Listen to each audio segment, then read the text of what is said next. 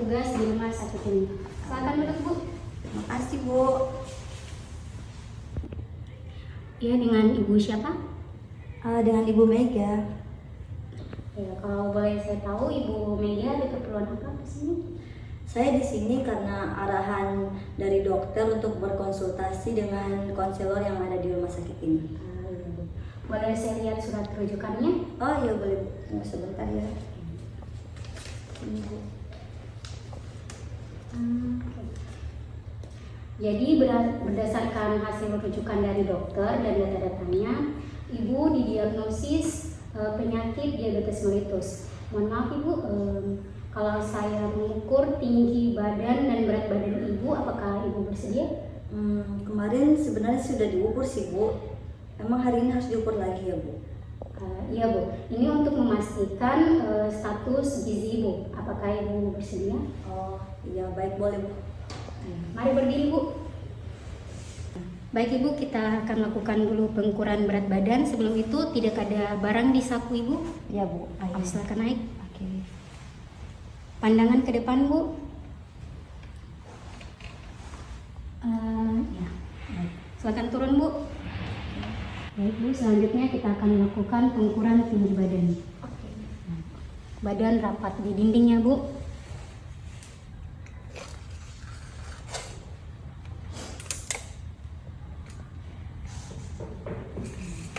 Baik Bu, terima kasih. Ya, Silakan Bu. kembali ke tempat duduk. Baik, Bu.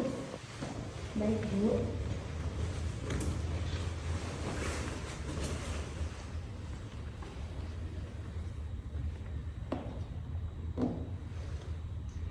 Terima kasih Bu. Apakah Ibu ada keluhan akhir-akhir ini yang Ibu rasakan? Iya, ada sih, Bu.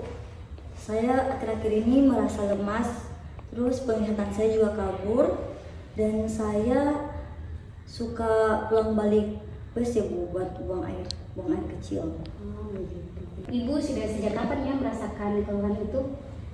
Sebenarnya sudah lama sih, Bu. Cuman saya cuek aja karena saya pikir akan sembuh sendiri.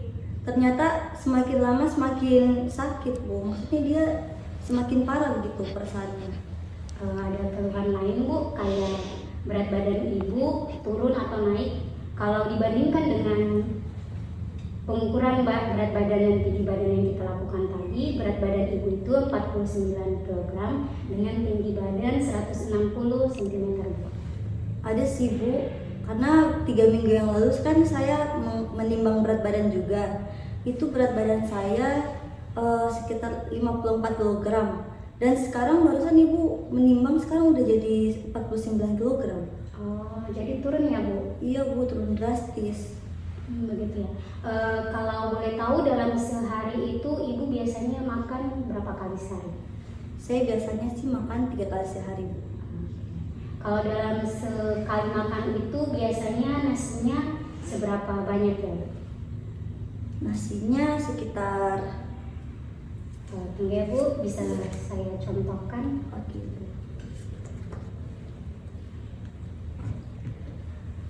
Mungkin dilihat dari sini, seberapa banyak nasi yang Ibu konsumsi? Untuk nasi putihnya sih sekitar kayak ini, yang bagian C.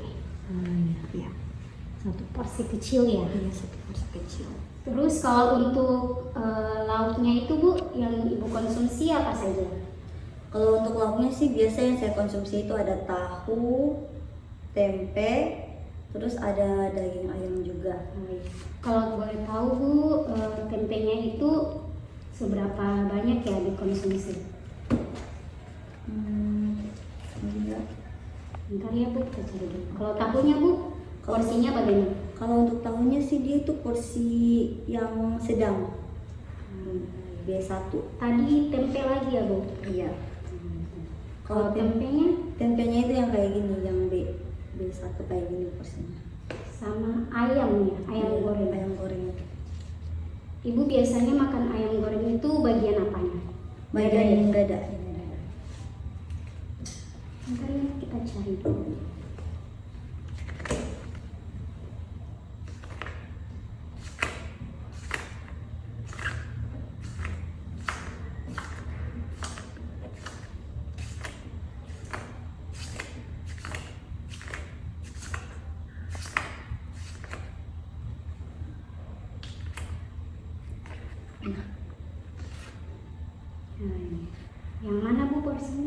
Saya biasa itu makan yang bagian A sih Bu, potongan dada atas. Terus kalau sayurnya Bu? Kalau sayurnya sih biasanya saya makan sayur sop atau sayur asam, pokoknya yang berkuah ya. Dan itu untuk makannya itu saya biasa konsumsi 1-2 sendok saja sih setiap sekali makan. Baik.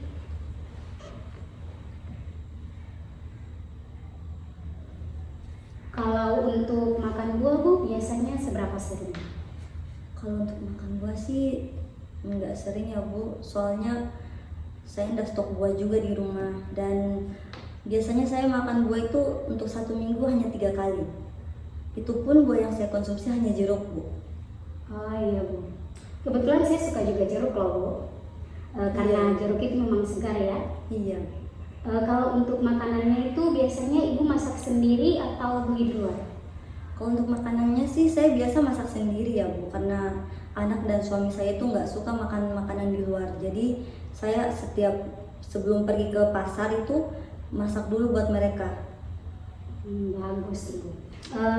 Memang biasanya masakan keluarga itu yang terbaik ya, sehat. Oh iya Bu, biasanya Ibu itu masaknya apa? Saya biasa masak makanan yang sering saya makan juga sih, seperti tempe, tahu, sayur, dan ayam. Biasanya Bu, tahu, tempe, dan ayamnya itu dimasak gimana? Itu biasanya saya masaknya semua itu digoreng. Kalau nyemilnya bagaimana Bu? Biasanya Ibu nyemilnya apa? Kalau saya sih biasanya sambil nunggu, kan saya jaga jualan ya Bu, sambil nunggu pelanggan datang. Jadi saya itu biasanya ngemil gorengan. Kalau bukan gorengan sih biasanya es teh atau es jeruk. Iya. Ibu suka yang digoreng-goreng ya Bu? Iya. Kalau dalam sekali biasanya Ibu makan gorengan itu bisa sampai habis berapa? Saya biasanya makan gorengan itu bisa sampai 3 kali dalam 1 kali makan, karena saya sangat suka gorengan sih Bu. Lalu kalau es tehnya itu atau es jeruknya itu pakai gula biasanya seberapa banyak? Biasanya sih 3 sendok ya. Suka yang manis-manis ya Bu? Iya, suka banget. Iya Bu, tidak apa-apa. Dimulai dengan bisa suka yang manis-manis, tapi harus dikurangi sedikit demi sedikit ya, untuk kesehatan Ibu juga. Baik Bu. Ibu, tadi kan Ibu bilang Ibu kerja di pasar ya? Iya. Kalau buat olahraga gitu biasanya ada waktu atau ada biasa bagaimana kegiatannya? Aduh, untuk olahraga ya, saya jarang sih olahraga Bu, soalnya saya kan kerjanya dari subuh sampai sore. Pulang dari pasar kan sampai sore, terus pas pulang itu saya langsung masak buat suami dan anak-anak saya untuk makan malam. Oh, jadi Ibu jarang berolahraga karena Ibu sibuk kerja di pasar? Iya. Oh iya Bu, kan kemarin saat diperiksa dengan dokter Adi ya, Iya. Beliau mengatakan Ibu sakit apa? Katanya sih saya sakit kencing manis ya. Itu penyakit gula kan Bu? Iya betul sekali Bu. Ibu menderita sakit diabetes mellitus atau biasanya disebut dengan sakit kencing manis atau sakit gula. Ya Bu, saat pemeriksaan kemarin dengan dokter Adi, gula darah Ibu mencapai berapa? Katanya sih untuk gula darah puasanya itu 250, dan untuk gula darah sewaktunya 450. Itu tinggi ya Bu? Iya betul Bu. Gula darah puasa itu normalnya kurang dari 126, dan kalau gula darah sewaktu normalnya itu kurang dari 200 Bu. Kalau dari keluarga Ibu sendiri itu apakah ada yang menderita atau riwayat kencing manis juga dari orang tua mungkin? Kalau untuk dari orang tua sih nggak ada ya Bu, tapi almarhumah mbak saya itu meninggal karena penyakit kencing manis. Oh gitu Bu, berarti dari keluarga Ibu itu ada riwayat penyakit kencing manis ya. Sebelum saya menjelaskan soal penyakit kencing manis ini, saya akan tunjukkan beberapa tujuan dari diet untuk penyakit ini. Nah, Ibu bisa baca tujuan dari diet penyakit ini. Silakan lihat Bu. Menurunkan gula darah sewaktu, menurunkan gula darah normal, terus mencapai berat badan yang normal dan mempertahankan status gizi normal. Nah, Bu, berdasarkan pengukuran berat badan dan tinggi badan yang tadi sudah kita lakukan, status gizi Ibu ini sudah bagus, yaitu normal. Jadi dipertahankan ya Bu, jangan sampai turun lagi berat badannya. Baik Bu. Saya akan menjelaskan sedikit tentang penyakit kencing manis atau DM ini ya Bu. Jadi DM itu penyakit yang ditandai dengan kadar gula darah yang tinggi dan penyakitnya itu bersifat kronik atau berlangsung lama. Salah satu kunci keberhasilan dari mengendalikan DM ini dengan menjaga pola makannya Bu. Jadi pola makan DM itu meliputi 3J, yaitu jumlah, jenis, dan jadwal. Nah, untuk jadwal makan Ibu sendiri itu sudah bagus ya, tadi sudah benar, yaitu 3 kali sehari dengan makan utama seperti makanan pokok, lauk pauk, sayur, dan buah. Selingan itu bisa juga ditambahkan di antara waktu makan. Misalnya nih, Ibu sarapan jam 7, terus makan siang jam 12. Nah, Ibu bisa tambahkan selingan Ibu 3 kali sehari, kayak pagi, sore, dan malam. Oh iya Bu, kira-kira selingan yang baik itu menurut Ibu apa? Gini ya Bu, saya kan seringnya makan gorengan ya. Jadi saya tuh nggak tahu sih untuk selingan yang baik itu seperti apa. Makanan selingan itu baiknya buah. Terus hindari makanan atau minuman yang terlalu manis ya Bu. Iya. Hah? Berarti saya nggak bisa dong minum es teh atau es jeruk lagi. Terus untuk gorengan-gorengan juga saya nggak boleh makan ya Bu? Boleh kok Bu, tapi Ibu harus makan dalam jumlah yang terbatas. Biasanya kan Ibu makan gorengan 3 kali dalam sekali makan. Nah, bisa dikurangi jadi 1 kali dalam setiap kali makan. Terus untuk es tehnya tadi itu gulanya bisa dikurangi jadi 1 sendok ya. Tapi kalau untuk makan tanpa gorengan atau tanpa minuman kayak gitu sih Bu, kayak rasanya udah hambar banget ya. Ya Bu, betul. Nanti juga terbiasa kok. Lalu untuk makanan utamanya juga lebih baik Ibu memilih cara makanannya yang diolah itu dengan dikukus atau ditumis ya Bu.